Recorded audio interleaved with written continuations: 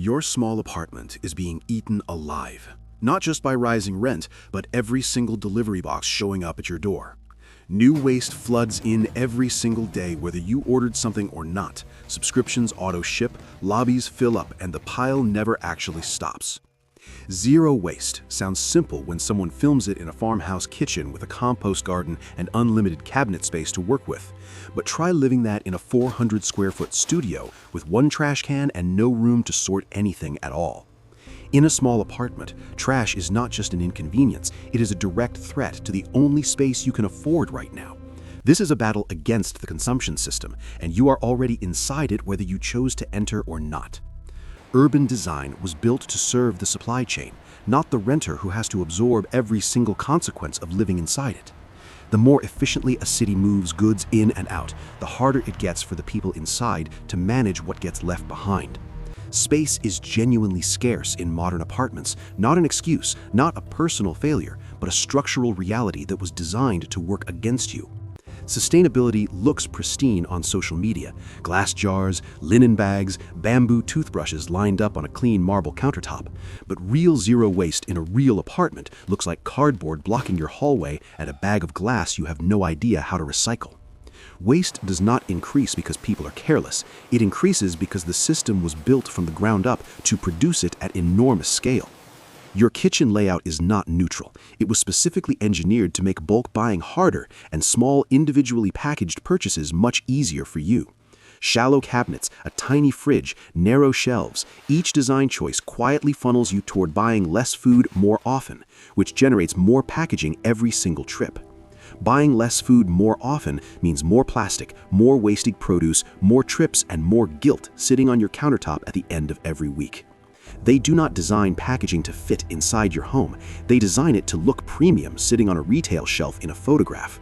The size of that shipping box says nothing about logistics efficiency and everything about what the algorithm decided would feel worth clicking on.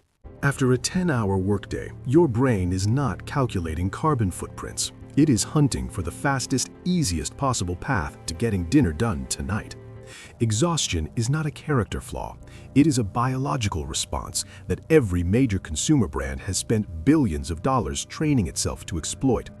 The sustainable choice requires more steps, more planning, and more mental energy, and they made it that way on purpose so you would eventually surrender. Here is the part no one actually tells you. Where does your trash go after you drop it down that hallway chute? Trash does not disappear. It moves to a landfill, an incinerator, or a shipping container on its way to a country with looser environmental regulations. Every time you click buy, you are not just purchasing a product, you are commissioning a full chain of extraction, transport, and eventual environmental damage. That phone case you ordered arrived in a box stuffed with non-recyclable packaging material that weighs more than the phone case itself actually did. Oversized packaging is a deliberate psychological trick. The bigger the box, the more premium the purchase feels, and the less you question what it actually cost. Green living has been slowly converted into a luxury item, available only to people who can absorb the price premium without noticing it on their bank statement. Sustainable products cost more not because better materials are inherently expensive, but because the market discovered that you will pay extra for relief from your own guilt.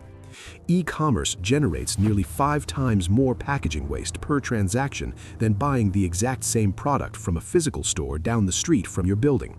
That statistic does not appear in any brand's press release. It is buried underneath layers of sustainability pledges and carefully worded carbon offset promises. You are not failing at sustainability. You are absorbing the real costs of a system that externalized them directly onto your wallet and your living room floor. The working class ends up paying the green premium twice, once in higher product prices and once in the floor space needed to store packaging they could not avoid. The problem is not the buyer, it's the factory that decided single-use plastic was the cheapest option and passed every cent of cleanup cost to everyone downstream. Buying a more expensive, eco-friendly brand does not fix the root problem. Swapping product labels is not the same as changing the architecture of the system itself. You cannot shop your way out of a crisis that was built entirely around shopping, and anyone selling you a solution in a compostable bag already knows that. So here is how you actually push back. Not perfectly, not completely, but enough to genuinely matter inside the four walls you are working with right now. Stop chasing zero and aim for 30% instead. That target is achievable, measurable, and genuinely disruptive to a supply chain built around your autopilot behavior. Buy bigger and less often. One large container of any product always generates less waste than 6 smaller, individually wrapped versions of the exact same thing. When you are standing at the shelf, ask yourself one question. Is this going to be trash in under 5 minutes? If the answer is yes, find the larger version. Reduce the variety inside your small kitchen. In a limited fridge, variety does not equal abundance. It equals rotation problems, rot, and a full trash bag every single week. 3 versatile ingredients used across the whole week generate less waste, cost less money, and take up dramatically less space than stocking new variety every single day. You do not need a backyard to compost. A bokashi bin on your counter or a bag of frozen scraps works perfectly well in any size apartment.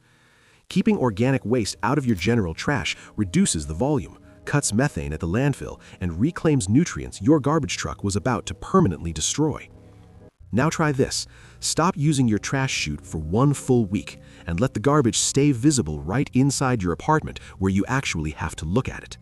It is uncomfortable, intentionally, but nothing rewires your purchasing habits faster than watching the physical evidence pile up directly in front of your face. When trash is impossible to ignore, the convenience illusion collapses. You stop seeing a product and start seeing its aftermath before you even reach for your wallet.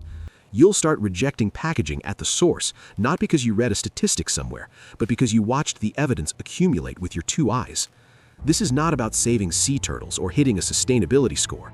This is about defending the 400 square feet you pay for every single month. Zero waste has to be practical, not performative. A lifestyle that only works in photographs does not actually function anywhere that matters in the real world. Every purchase you make is a vote for packaging decisions, for supply chain choices, for what corporations decide to build and scale up next around the entire world. Fatigue is the real enemy here. When you are exhausted, you buy by habit, you click by reflex, and the system collects its dividend every single time by default. Look at the corners of your apartment right now. The empty boxes, the plastic bags under the sink, the delivery packaging crammed into the recycling bin by the door. That is not clutter. That is the real price of convenience, already paid in full, but never once itemized on the receipt you were handed at checkout. Start small, 30% less, 1 large container instead of 6 small ones, 1 week of visible trash, 1 honest question asked at the shelf before you buy. Zero waste in a small apartment is not an aesthetic choice, it is a tactical decision, and the first move is simply choosing to play on your own terms now. The real price does not appear at checkout. It shows up later in your shrinking floor space, your compounding mental load, and your slow loss of the place you call home. You do not have to keep playing a system that was rigged before you even arrived. You just have to stop making it effortless for that system to keep winning. This is Hidden Costs. Subscribe and stay with us. We are just getting started.